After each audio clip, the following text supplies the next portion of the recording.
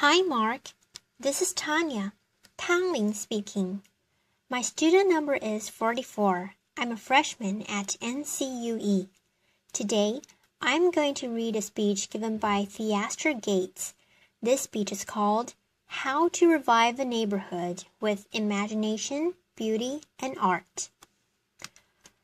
I'm a potter, which seems like a fairly humble vocation.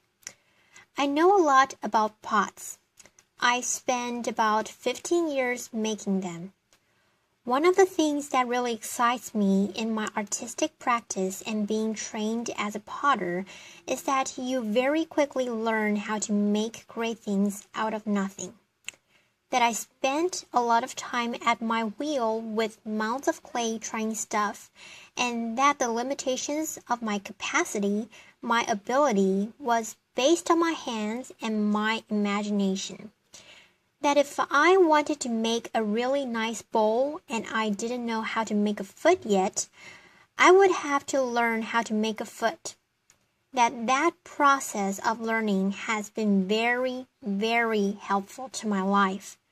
I feel like, as a potter, you also start to learn how to shape the world. There have been times in my artistic capacity that I wanted to reflect on other really important moments in the history of the U.S., the history of the world where tough things happened, but how do you talk about tough ideas without separating people from that content? Could I use art like these old discontinued fire hoses from Alabama to talk about the complexities of a moment of civil rights in the 60s? Is it possible to talk about my father and I doing labor projects? My dad was a roofer, construction guy. He owned small businesses, and at 80, he was ready to retire, and his tar kettle was my inheritance. Now, a tar kettle doesn't sound like much of an inheritance. It wasn't. It was stinky, and it took up a lot of space in my studio. But I asked my dad if he would be willing to make some art with me, if we could reimagine this kind of nothing material as something very special.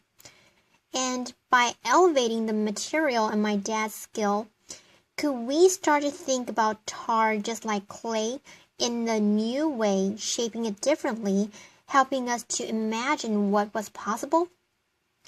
After clay, I was then kind of turned on to lots of different kinds of materials, and my studio grew a lot because I thought, well, it's not really about the material. It's about our capacity to shape things. I became more and more interested in ideas and more things that were happening just outside my studio. Just to give you a little bit of context, I live in Chicago. I live on the south side now. I'm a west sider. For those of you who are not Chicagoans, that won't mean anything.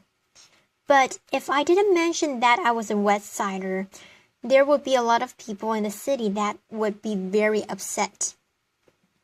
The neighborhood that I live in is Grand Crossing.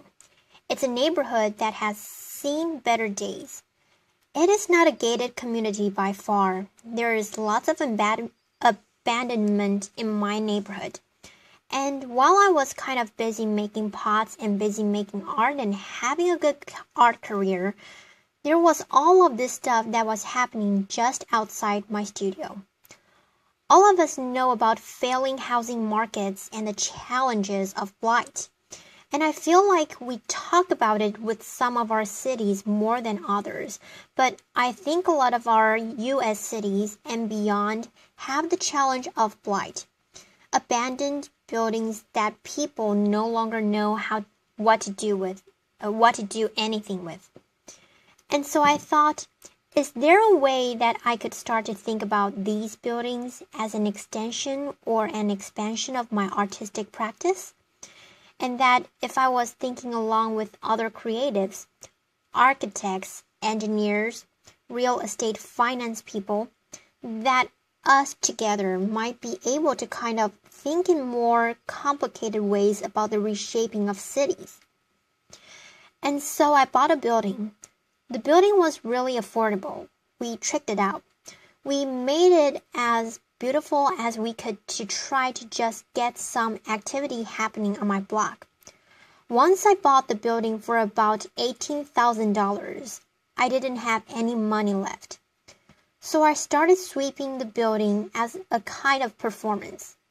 This is performance art, and people would come over and I would start sweeping. Because the broom was free and sweeping was free, it worked out. Laughter. But we would use the building then to stage exhibitions, small dinners, and we found that building on my block, Dorchester, we now refer to the block as Dorchester Projects. That, in a way, that building became a kind of gathering site for lots of different kinds of activity. We turned the building into what we call now the Archive House.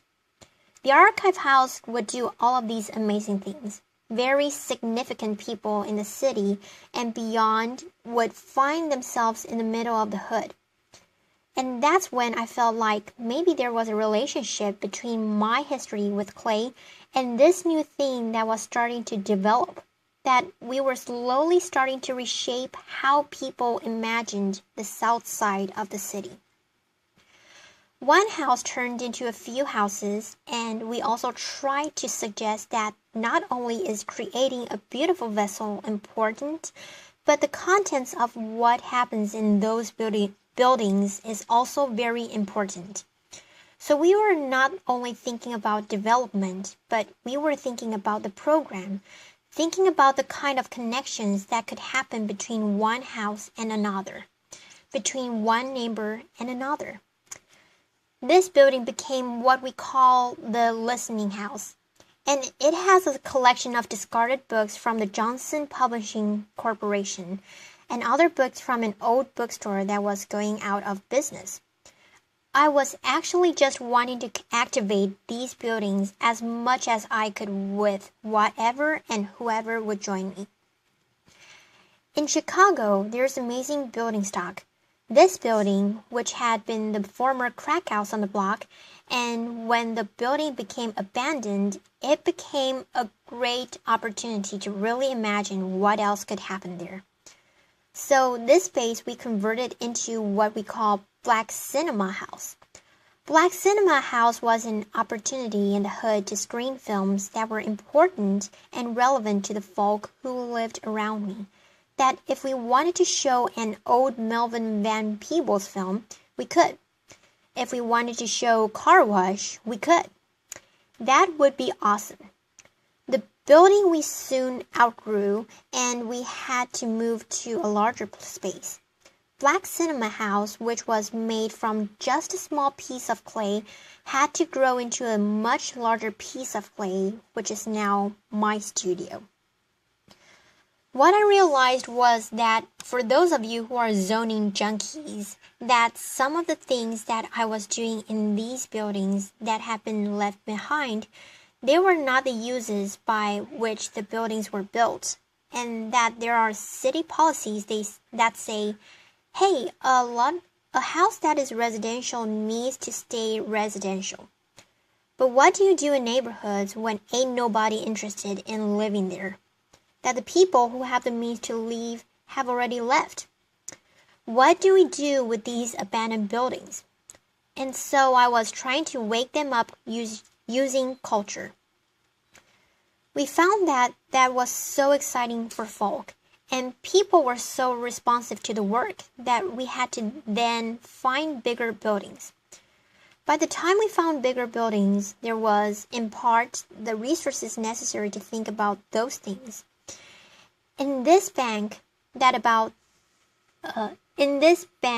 we called the Arts Bank, it was in pretty bad shape. There was about 6 feet of standing water. It was a difficult project to finance because banks weren't interested in the neighborhood, because people weren't interested in the neighborhood because nothing had happened there. It was dirt. It was nothing. It was nowhere.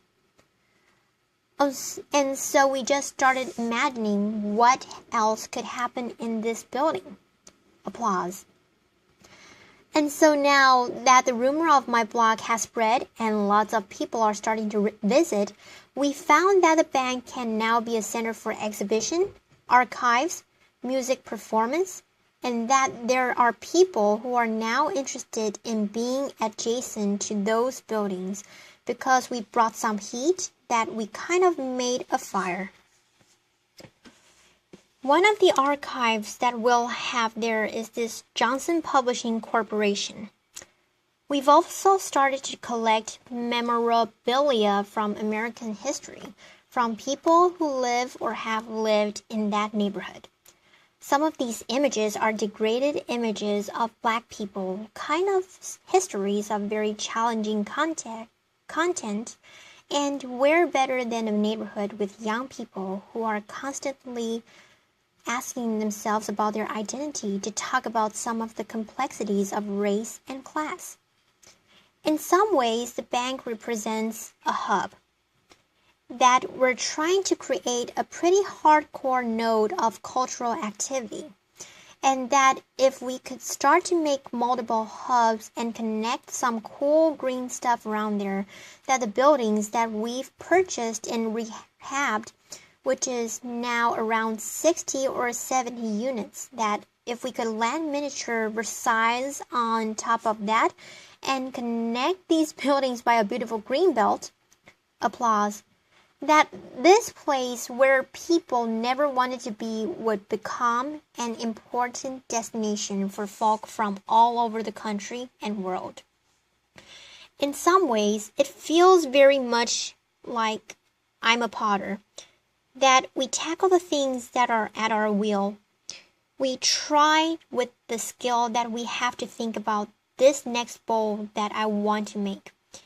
And it went from a bowl to a singular house, to a block, to a neighborhood, to a cultural district, to thinking about the city. And at every point, there were things that I didn't know that I had to learn. I've never learned so much about zoning law in my life. I never thought I'd have to, but as a result of that, I'm finding that there's not just room for my own artistic practice, there's room for a lot of other artistic practices. So people starting asking us, well, Theaster, how are you going to go to scale? And what's your sustainability plan? Laughter, applause.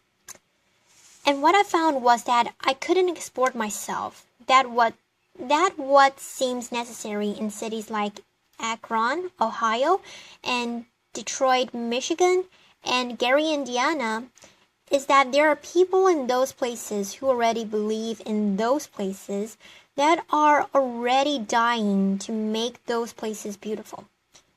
And that often, those people who are passionate about a place are disconnected from the resources necessary to make cool things happen, or disconnected from a contingency of people that could help make things happen.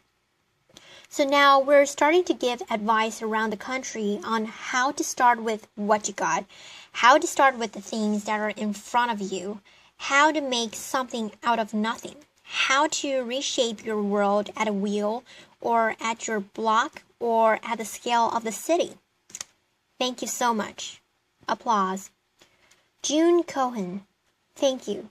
So I think many people watching this will be asking themselves the question you just raised at the end. How can they do this in their own city? You can't export yourself. Give us a few pages out of your playbook about what someone who is inspired about your city can do to take on projects like yours. Theaster Gates. One of the things I found that's really important is giving thought to not just a kind of individual project like an old house, but what's the relationship between an old house, a local school, a small bodega, and is there some kind of synergy between those things? Can you get those folk talking? I found that in cases where neighborhoods have failed, they still often have a pulse. How do you identify the pulse in that place? The passionate people And then how do you get folk who have been fighting, slogging for 20 years, re-energized about the place that they live? And so someone has to do that work. If I were a traditional developer, I would be talking about buildings alone and then putting a for lease sign in the window. I think that you actually have to curate more than that. That there's a way in which you have to be mindful about what are the businesses that I want to grow here. And then, are there people who live in this place who want to grow those businesses with me? Because I think it's not just a cultural space or housing. There has to be the recreation of an economic core. So thinking about those things together feels right. JC. It's hard to get people to create the spark again when people have been slogging for 20 years. Are there any methods you've found that have helped break through? TG. Yeah, I think that now there are lots of examples of folk who are doing amazing work. But those methods are sometimes like when the media is constantly saying that only violent things happen in a place, then based on your skill set and the particular context, what are the things that you can do in your neighborhood to kind of fight some of that? So I found that if you're a theater person, you have outdoor street theater festivals. In some cases, we don't have the resources in certain neighborhoods to do things that are a certain kind of splashy. But if we can then find ways of making sure that people who are local to a place, plus people who could be supportive of the things that are happening locally, when those people get together, I think really amazing things can happen. JC. So interesting. And how can you make sure that the projects you're creating are actually for the disadvantaged and not just for the sort of vegetarian indie movie crowd that might move in to take advantage of them? TG. Right on. So I think this is where it starts to get into the thick weeds. JC. Let's go there. TG. Right now, Grand Crossing is 99% black, or at least living, and we know that maybe who owns property in a place is different from who walks the streets every day. So it's reasonable to say that Grand Crossing is already in the process of being something different than it is today. But are there ways to think about housing trusts or land trusts or a mission-based development that starts to protect some of the space that happens? Because when you have 100 empty lots in a city, you want something to happen there. But you need entities that are not just interested in the development piece, but entities that are interested in the stabilization piece. And I feel like often the developer piece is really motivated, but the other work of a kind of neighborhood consciousness, that part doesn't live anymore. So how do you start to grow up important watchdogs that ensure that the resources that are made available to new folk that are coming in are also distributed to folk who have lived in a place for a long time? JC. That makes so much sense. One more question. You make such a compelling case for beauty and the importance of beauty and the arts. There would be others who would argue that funds would be better spent on basic services for the disadvantaged. How do you combat that viewpoint or come against it? TG. I believe that beauty is a basic service. Applause. Often what I have found is that when there are resources that have not been made available to certain under-resourced cities or neighborhoods or communities, that sometimes culture is the thing that helps to ignite, and that I can't do everything. But I think that there's a way in which if you can start with culture and get people kind of reinvested in their place, other kinds of adjacent amenities start to grow. And then people can make a demand that's a poetic demand, and the political demands that are necessary to wake up our cities, they also become very poetic. JC. It makes perfect sense to me. Theaster, thank you so much for being here with us today. Thank you. Theaster Gates. Applause. Okay, so this is the end of the speech. Thank you for listening, and Mark, we'll see you next time. Bye.